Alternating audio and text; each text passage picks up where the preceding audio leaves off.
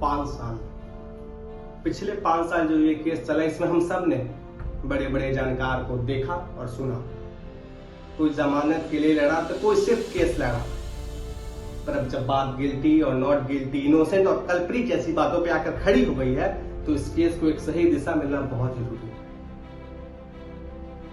एक बात आपने नोटिस किया होगा योर ऑनर, डिफेंस काउंसिल ने बाबा को डिफेंड करने के जितने भी यत्न किए वो सब फेल हुए। चाहे वो पुलिस की इन्वेस्टिगेशन को गलत बताना, बच्ची को जानबूझकर एडल्ट प्रूफ करना, तो कभी नहीं बीमारी तो कुछ तो कभी कुछ। लेकिन डिफेंस काउंसिल बाबा को डिफेंड करते करते कहां चूक गए। वो चुके एक जघन्य अपराध को समझने में, वो चुके इस बात को समझने में कि इस अपराध का इस संसार पर क्या असर पड़ सकता है। योर ऑनर, इस देश में एक लड़की का जीवन काल बहुत ही समस्या भरा होता है और ये लड़की उन सभी लड़कियों की समस्या को बताती है।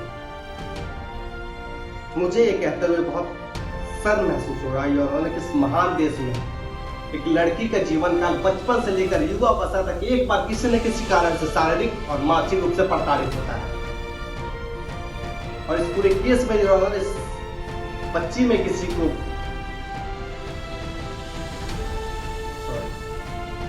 इस पूरे केस में योर ऑनर, इस बच्चे में किसी को पीड़िता दिखाई दी तो किसी को पैसे बनाने का साधन। इस बच्ची में किसी को अपनी कुंठित वासना को पूरा करने की ललक दिखाई दी तो किसी को सिर्फ टीआरपी। पर मुझे योर ऑनर, इस बच्ची में रौद्र काली दिखाई दी, मां दुर्गा दिखाई दी, क्योंकि ये बच्ची आवाज उठाना चाहती है, लड़ना चाहती है। डिफेंस काउंसिल के लिए ये केस घूम फिर का धर्म और धर्म से बढ़कर कुछ नहीं है, कुछ नहीं। अगर धर्म ही सब कुछ है योर ऑनर, तो मैं भी एक कहानी के माध्यम से इस केस का समापन करना चाहूंगा। रामायण तो हम सबने पढ़ा है, हम सब जानते हैं।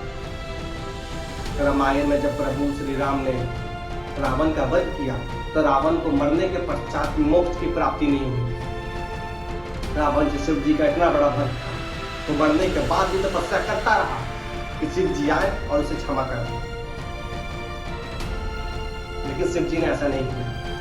तो इस पर मां पार्वती दौड़ते दौड़ते शिव जी के पास गई और बोली, हे प्रभु, रावण जो आपका इतना बड़ा भक्त है, वो तपस्या कर रहा है और आप इतने कठोर कैसे हो सकते हैं, आप उसे माफ क्यों नहीं कर देते। तो इस पर शिव जी मंद मंद मुस्काए और कहें कि पार्वती, इस संसार में कुकर्म को 3 भागों में बांटा गया है। पहला पाप जो कभी जाने अनजाने में हो जाता है, उसका निवारण माफी मांग के या फिर किसी और प्रकार से उसका निवारण हो सकता है। दूसरा कुकर्म अति पाप के रूप में आता है, जैसे जघन्य अपराध, हत्या, इनकी भी कुछ हद तक माफी है। मगर तीसरा अपराध महापाप के रूप में आता है, जिसकी कोई माफी नहीं है योर ऑनर।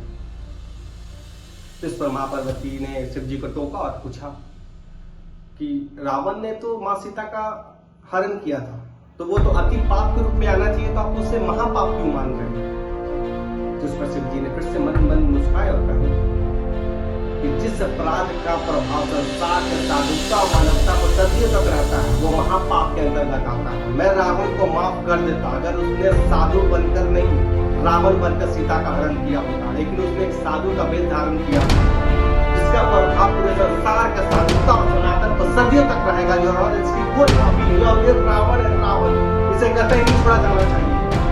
इसने हमारे साथ गुरु भक्ति के साथ विश्वासघात किया, इसने हम छोटी छोटी बच्चियों के साथ विश्वासघात किया, इसने मेरा हम सबके महादेव के साथ विश्वासघात किया।